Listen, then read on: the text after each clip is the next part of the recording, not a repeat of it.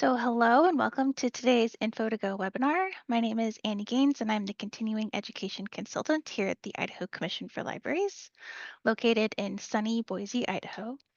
Our webinars and other continuing education opportunities are funded by the Institute of Museum and Library Services. Everyone is muted and we encourage you to use the chat feature to ask questions and discuss with other attendees. As you exit the webinar, you'll be prompted to complete an evaluation. And as always, we appreciate your honest feedback. Today's topic is about reimagining a nonfiction collection without using the Dewey Decimal System. And our presenters today are Courtney and Brittany from the Nampa Public Library. Take it away. Thank you very much. Let me share my screen.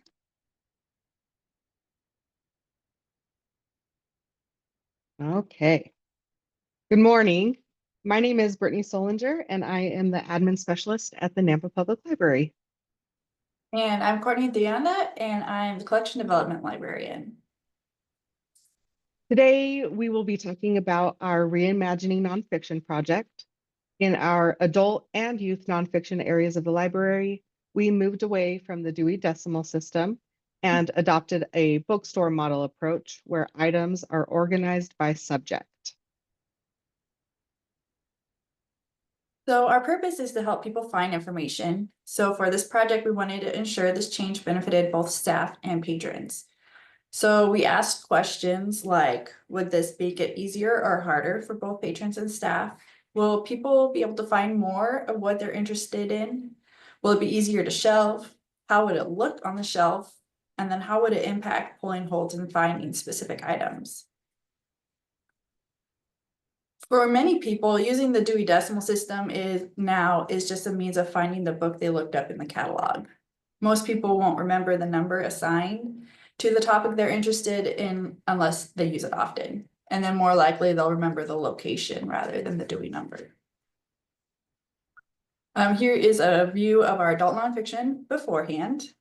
So for staff, looking at numbers for hours while shelving can cause fatigue and could lead to misshelved items. So was the Dewey Decimal System meeting the needs of our library patrons? We didn't think so. And one reason was this: with the Dewey Decimal System, divisions make it difficult for browsing. For example, when a patron is asked for parenting books, we'd often have to direct them to 3 different areas. The 649s for child rearing, care, and activities, 306s for parent-child relationships, and 155s for child development. So how do we plan to solve this? We would reorganize into logical divisions, keeping as many like topics together as possible, create a new call number system using words and logic rather than numbers, use spine labels that have descriptive information on them, and install better signage to guide our borrowers. This kind of change would impact everyone. Circulation with shelving and pulling holds, public services with directing patrons to what they're looking for, and material services with classifying and processing items. So we sought out Gwinnett Public Library in Georgia when we discovered they had made a similar change in the last few years. We met with a couple of people involved with their project, and they told us how they worked through their process, accomplished the switch, and what their labels and categories looked like. Here are a couple pictures that they shared with us. We also spent some time walking through Barnes & Noble to see how they divided and laid out their subjects. We discussed how it would look for shelving and pulling holds versus how our patrons would be able to find specific titles or browse topics of interest. And Brittany was added to our committee to bring the perspective of someone who doesn't necessarily think like a librarian. For adult nonfiction, we started meeting in September 2023, and we finished in April 2024, so about 8 months. Our committee was made up of people from every department. We met every other week, and as we got closer to the project date, we also had a logistics team meeting in the off weeks. We discussed categories, what they would contain, how they'd be organized, and what they would be called to make them accessible to everyone. There were many lively discussions on books that didn't fit into an obvious category. Everyone had a voice and a chance to share their opinion. This is a photo of our adult nonfiction area before the big change. To create and define our main categories, we started using the BISAC category names as a guide, along with the categories that Gwinnett Library shared with us. Using what we knew about our collection and what it currently contained, as well as any goals that we had, we started identifying the main categories we would use. We tried to take the category names, make them intuitive to what was in the category, and making it fit with how people look for things and relying on what makes sense. We ended up with these 33 main categories. And since we were reimagining nonfiction, we added a section that was all things Idaho. And this includes Idaho history, biographies about Idahoans, travel guides, hiking, local hot springs, and true crime. Yeah. Hey, category sorting. We did a rough sort to see what kind of books would fall into each category and what kind of subcategories were needed. Each category was taken on by one of our committee members, and we would search and walk through the collection to find what would go in this category, and then find where subcategory breaks were needed to make items easier to find. Each category division was presented to the committee for discussion. At this time, changes were proposed and made. Sometimes more research or searching was needed, and it was reviewed again in the next meeting. Many good conversations were had over making sure category names were attainable to our patrons, descriptive, and fit the parameters of the labels. Here you can see our cooking category. General is always at the beginning of every category, and then it's sorted alphabetically. So in this example, cooking is our main category. Then occasion would be our first subcategory, and celebration, entertaining, etc. would be our second subcategory. One question we had about the cooking categories was whether cookies fit under baking or desserts. And after much lively discussion, we ultimately decided that anything that was sweet went under desserts, and then breads would go under the baking subcategory.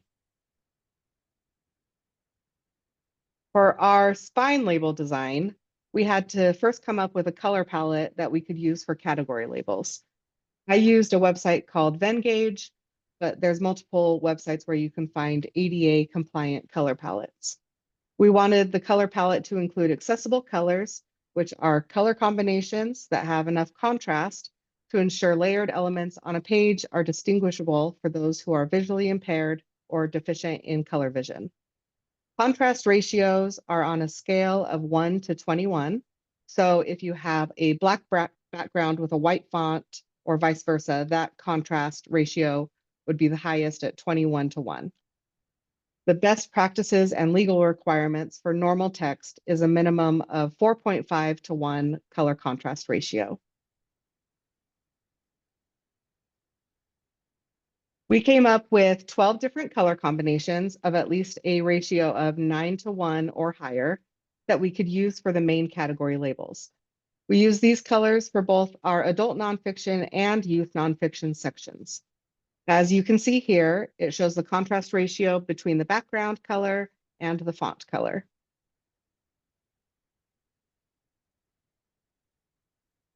For our adult nonfiction spine labels, we were able to have up to 4 subcategories or lines of text on the white spine label. The last line was used in most cases for either the author name or for the subject of the book in all caps. All other lines were lowercase with the first letter capitalized. We had a max of 14 characters on each line with no spaces. If there was a category that was more than one word, we would either put a period, underscore, or a slash between the words, or keep the words together but capitalize the first letter of each word. Here's some examples. An example of this is our old versus new labels. The colored label is the main category. The top row of the white label will then show the item's position within the main category. Items are arranged alphabetically except for the general category, which is always at the beginning. As you read down the label, each line has more detail of where the item is shelved. Patrons may need to read through the book titles to find the specific item once they've found its general location. This is because some items may have exactly the same spine label.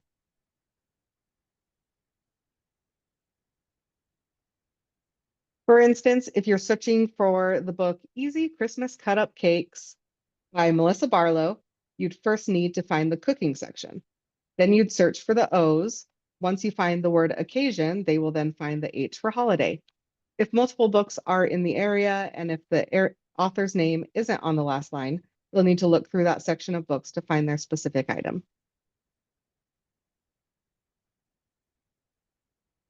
Since this new model is different from Dewey, it was important for us to ensure that the new call numbers would make sense when viewed in the catalog. So we formatted the text in a way that differentiates the main category, which is on the colored label, from the subcategories, which are on the white label. So in the catalog view, the main category is always in all caps. Okay, on this slide, each of these lines is a shelf, with the white being our aisles or walkways. For the new shelf layout, we wanted to keep it as simple as possible. We didn't want any categories crossing the aisles or many starting mid-row. We also had to decide if the categories needed to be arranged alphabetically or if we wanted to keep similar categories in proximity to each other. As you can see here, we went with similar categories near each other. It made sense to us for medical, diet, and nutrition and cooking to all be close to each other, as well as philosophy, myth and folklore, and social science.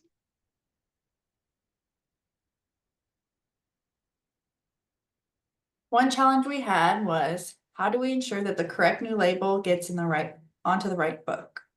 So when we first began, we had a shared master list of all the books in the adult nonfiction collection. So several people could work on it at the same time. This included the Dewey call number and the title and the author. Then as we moved through the project, we gave each title a new category and subcategories. This list was the only place where we had the Dewey call number and the new call numbers. Using that list, we created pull lists for pulling the books. The purpose of these was not only for a list of pulling the books, but it also showed the Dewey call number, the title, and the new call number in one place for when attaching new labels. Each pull list had 20 to 25 titles, and this stack of books stayed with the list until they were relabeled. We ran through a couple of different possibilities for preparing for the day of the project. And because of the time that was needed, the item records to be changed prior to the project, we gave ourselves 2 weeks to make these changes, during which we put our adult nonfiction under construction and made it unavailable for holds since the item record didn't match the spine label. Part of our marketing was letting patrons know that during these 2 weeks, what you saw in the catalog would not match what was on the label.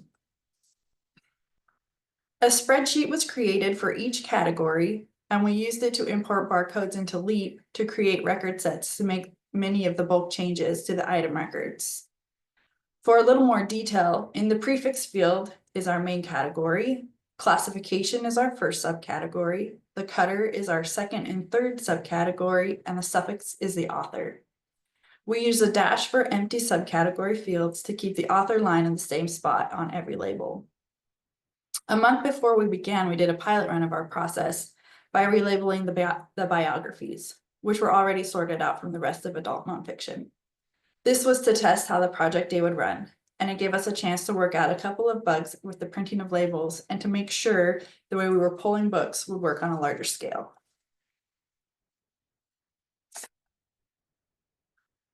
For adult nonfiction, we relabeled about 14,000 books in 2 days. Woo!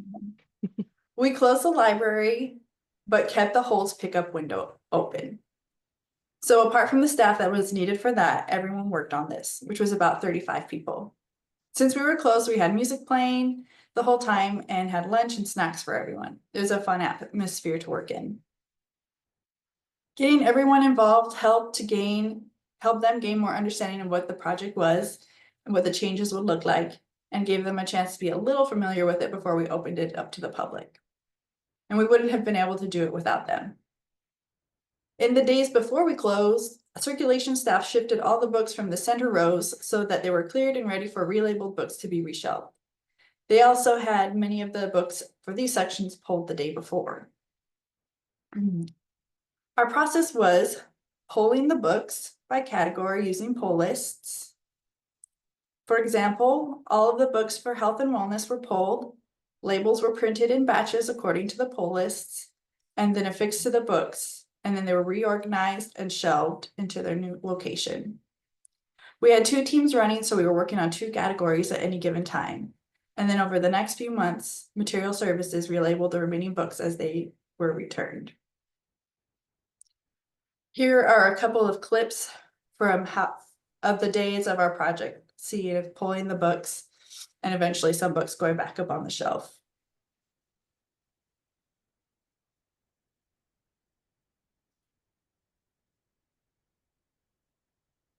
And this was our workspace.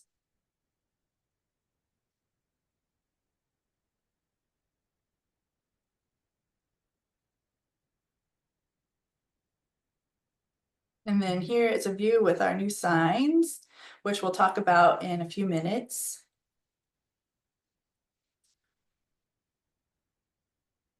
Okay. Reimagining youth nonfiction. Now that we've talked through the adult nonfiction process, we'll move on to youth nonfiction. Many of the processes were the same, with some notable differences. Youth nonfiction, we met every other week, May to September 2024. We relabeled about 10,000 items in this time, and we didn't close the whole library for this change. We just blocked off the youth nonfiction section and worked in our tween space, which conveniently is right next to it. We used a similar process, but only had 8 to 10 people working at a time, and we did this over the course of 4 days. For our youth nonfiction section, we wanted the category labels to be easy to read and to find. The first thing we did was create category labels with pictures. We felt like this would be easier and make it easier for children to search through books and find what they were looking for. Personally, I also thought it would be a great way for an adult to tell a child, look for the purple paw print if they wanted books on animals. This is the first half of our youth category labels. And here is the second half of our category labels. I used Canva to find the images, and we wanted them to be simple and clean since they would be used on our book spine labels, as well as all of our shelf and end cap signs. Again, we used the same ADA color palette that we used with the adult nonfiction section. For our youth nonfiction spine labels, we simplified the categories and had 2 subcategories as opposed to the 4 subcategories for adult nonfiction. We were able to have multiple lines or multiple words on one line and up to 16 characters. With the youth labels and signage, we selected a font that is easily readable for children. It's called Didact Gothic, and we specifically looked for a font where the uppercase I and the lowercase L are easy to tell apart, like in the word Illinois. And the A is written like how they learn to write it in school. You can see the difference in our youth labels from our old one to our new one right here. Again, the colored label is our main category. Then we have our first and second subcategories on the white label. In this instance, there are 2 books with exactly the same spine label, so the patron would need to read the titles of the 2 books to find the exact one they're looking for. This is a picture of our front-facing acrylic bins that we purchased from Demco. You can't see them super clearly, but you get the idea. We actually got this idea from a local library, Eagle Public Library. And for the sections with these front-facing bins, there's a label on the spine and on the front of the book. This makes it easier for CERC staff to shelve and for patrons to see the book categories. This is how we arranged our youth nonfiction section. Similar to the adult nonfiction layout, we put similar categories next to each other instead of arranging them alphabetically. Each of these rows, the numbered rows, is a row of shelves. And as you can see, some units have one category and others may have multiple.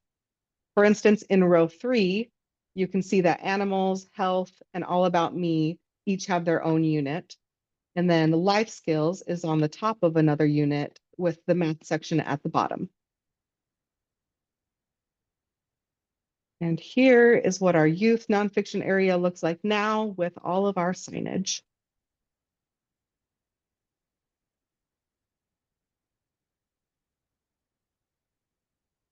One of the goals was to have more signs to enhance browsing. So in adult nonfiction, we put up at least one sign for each main category. And for bigger categories like biographies and history that span multiple rows, we did a sign in each row. In the adult nonfiction, we also have dividers within the category showing where larger sections begin. As we see here in biographies, there is a divider that shows where the biographies about spies begin. For both the adult and youth nonfiction projects, we didn't have a big budget for signage, so we had to find something that we could fabricate in-house while also looking polished and professional. Our main category signs were designed by Brittany and cut and engraved on our laser machine by Mike Sloan. Adult signs are acrylic letters on acrylic background, and the youth signs are engraved wood, and both are attached to our shelving units with magnets. In the youth nonfiction, we put one main category on each unit. Those with more than one category on the unit each had a sign. We also put a coordinating colored stripe on each sign that matched the color of the labels. And here we created new end cap signs to easily direct patrons to the category locations.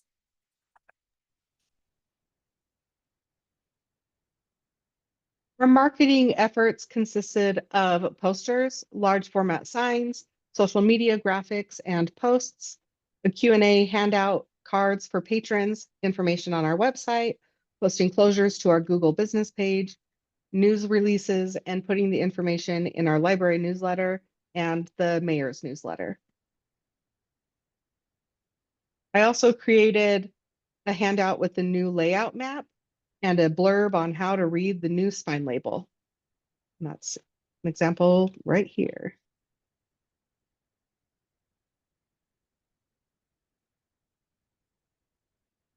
So here's another view of the adult nonfiction after it's finished. So you can see all the acrylic signs across the top. And in most sections, we were able to have our top shelf as forward-facing display books. We also have maps available still even a year later. As you can see in the bottom corners, there's a standalone one and then handheld ones. So let's shift now to talk about patron and staff feedback. So it's been a year now since we changed our adult nonfiction. And we have a pretty steady overall increase of 5% in circulation. For our youth nonfiction, it's been about 7 months since we increased, and it's showing an increase of circulation of 25% overall. So that one is huge. Our circulation manager says the time spent shelving in the collection has improved, and finding materials is easier as well. For me as the collection development librarian, reviewing these collections has become more efficient, as each category can be reviewed independently and purchased for based on its usage. This is making it easier for me to find areas that we don't have enough content in and purchase for them. For example, once we finished the youth nonfiction area, we noticed that the dinosaur books are almost always checked out. So we're still 7 months later working on filling up that location. Okay, on to a little bit of patron and staff feedback. Last year, we asked staff to provide feedback from both themselves and what patrons have told them. And as you can see here, one patron was disappointed that the library wasn't using the Dewey Decimal System anymore, since that was what they were familiar and used to. And then one CERC staff member said that they had a harder time shelving the front-facing books in the youth nonfiction section because the books don't stay in order.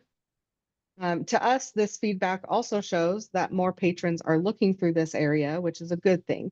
So we also don't believe this is the general consensus among the circulation staff.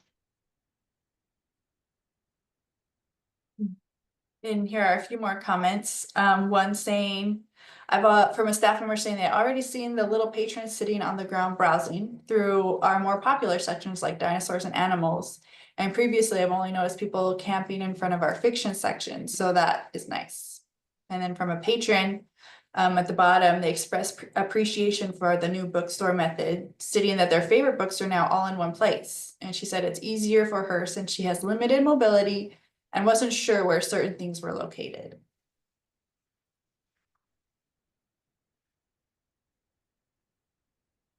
And that's all we have. So if anybody has any questions.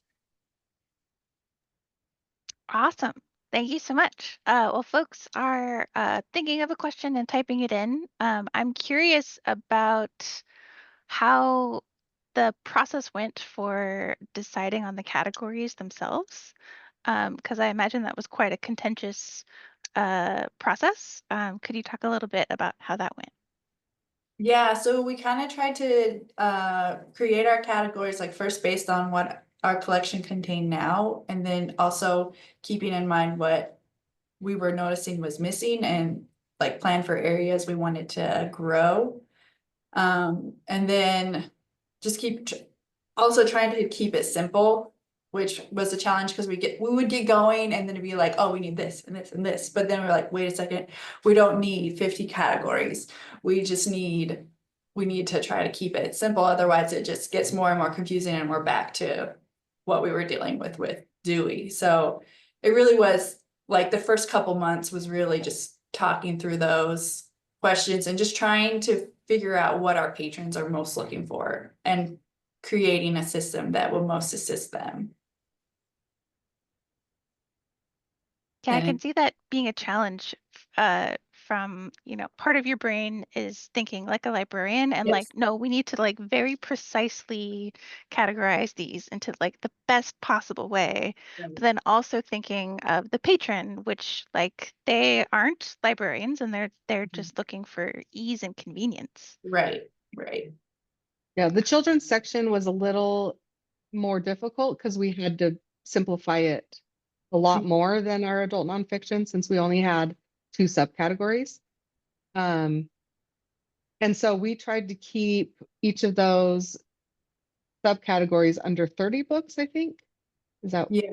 what we did? So if there was books like the Would You Survive series or that series, they would only have to look through up to 30 books to find the one that they were wanting. Nice. There was a lot of fun discussions that we had about where things should go, or like biography always trumped anything else, and things like that. Yep. Mhm. Okay, question. How did you get buy-in from staff that believe like this is the way we've always done it, kind of a thing? I mean, that was always a challenge because I mean, we all get kind of stuck in our routines. But it was mostly just trying to share with them that we're trying to create a system that works naturally with how our brains work and not recreate another more difficult system. So we're trying to convince them that it's going to be easier. It might be a little bit harder in the beginning, but overall it's going to be easier. And I feel like in the end, it did end up being easier. There were a couple of hiccups, but I think even after like a year, 7 months to a year later, people are realizing that, yeah, this makes sense. And we're not just like looking at a bunch of numbers and trying to keep them all straight. It's how we browse anyway. Like, where do I want to make cupcakes? Where do I go? Oh, the cooking section. Yeah, And instead of then, yeah, 645s or whatever. yeah, because I don't know any of that stuff. So Dewey was always confusing to me because I'm not a librarian and I didn't learn it. Another question, how are newly purchased book categories decided? Is that category decided as they're purchased by the selector, or is that category decided as they come into the library? So, some of them is like the major categories are by the selector. So the selector is going to be buying like animal books or history books. And then when they come into the library, the cataloger kind of narrows down the classification within that category. So it's kind of a team effort. Thanks. So those are the only questions that we've had so far. I want to thank you both for sharing your expertise, and all the photos and the time-lapse videos were really great to help illustrate the process and the real team effort that seems to have happened to make this change possible. Ooh, are pets and wild animals in the same category, or are those different? So for adults, we do have them. We have a nature category, so all animals and flora and fauna are all together.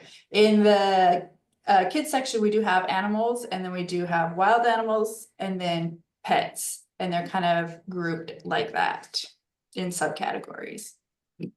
Nice. Do you know of any other library systems that are starting to copy your method of classifying books? I know of Eagle for sure has started using them. I'm not sure. The couple other smaller libraries we talked to when we were at ILA last year. I'm not sure who have actually like implemented it yet. But I know a lot of people are thinking about it and are interested in it. Mm-hmm. I imagine it would be a change that would take some time to Yeah. gear up to. Yes, and then once you get started, it took us over the course of a year to do it. Well, they're saying the Trenton Library in New Jersey has done it. I can share like our pet category. We have our category lists, so I can show you kind of what our animal one Oh is yeah. like if you want to Yeah. see an example. Um, sure.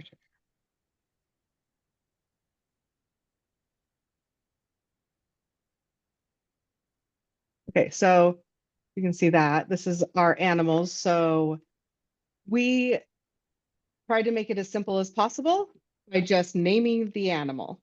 And if it was like we have ocean, so right here, ocean, and then we put all of our animals as our first subcategory. Pets. There was a discussion on whether we needed a separate pet section from our animal section, but we realized the pet section wouldn't be very large, so we just made the pet section inside our animal section, if that makes sense. Okay, any questions about those?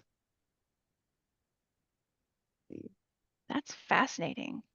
And so like with the animals, like you're choosing the common names instead of the like scientific names, because it's about findability and Right. ease of And understanding. how kids are looking for books. Yeah, and if it needed to be broken down more, so like ocean, we needed to break it down more for the sharks because there's a lot of shark books and a lot of different types of sharks. So we made its own subcategory of ocean shark. So it would be right next to the ocean category also with all the other animals. But yeah, it was a lot of discussion, trying to keep it simple, easy for kids to understand and parents. Crafts and the arts and sports and recreation was also, we had to figure out what went in each of those categories, where it fit. Yeah, we also had fun and games. Because there's a lot of like crossover with a lot of categories. Or like in our adult nonfiction, it was like social science, government, psychology. It was trying to decide which one made the most sense. Interesting. We have a question about the signs. So were the acrylic signs also made in-house? Yes, Nice. yeah. With the laser Yeah, cutter? with the laser cutter. So they had the back, which was a rectangle, and then they cut out each individual letter and then glued and placed it onto the sign. Nice. And using magnets to stick those to the shelves is really smart too. Yeah, we wanted something that wasn't permanent. So Yeah. as things Mhm. change, we would be able to move things around. And that's a great like practical use case of that kind of technology in a library. Yeah, Yeah, that's great. yeah, It saved us a lot of money doing I our bet. own signs. Yeah. yeah. And they're unique. And yeah, and I want a coffee shop also, Julie. That would be nice. Oh, it looks like Lewiston has this kind of format. That's exciting. Yeah, nice. Yeah, I feel like it's more common than we hear about. Mhm. Becoming more and more. I wonder if we're the largest library to do it in Idaho I think so you far. might I be. think we are. Mhm. But yeah, That's very exciting. You're trendsetters. Awesome. Well, thank you so much for this very informative presentation. It was super great. And as folks exit the webinar, you'll get an invitation to take a survey, and we'd appreciate it if you would fill that out. But otherwise, I hope everyone has a great Thursday. Thanks for attending the webinar. thank you very much. Yeah.